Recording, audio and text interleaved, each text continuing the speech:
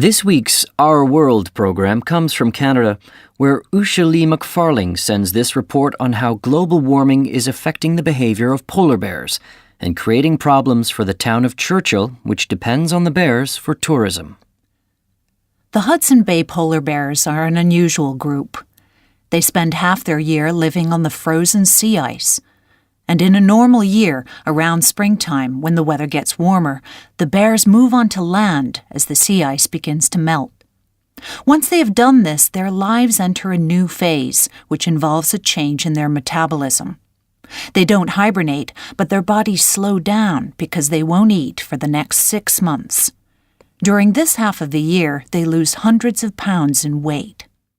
Each autumn, as the temperature falls, the bears migrate past the small town of Churchill, waiting for the Hudson Bay to freeze over again. When it has, the bears go back onto the sea ice. Now they can build up their fat reserves by feeding on seals. They survive because the surface of the Hudson Bay is normally frozen from mid-October through to mid-April. During these months, the bears sleep on ice floes and swim in the frigid waters. Normally, that means millions of dollars for the town of Churchill, which earns money by taking tourists into the tundra to see the bears as they pass by the town.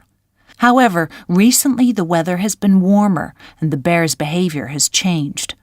The warm weather prevents the sea from freezing, and so the hungry bears come into town looking for food. Trek 18.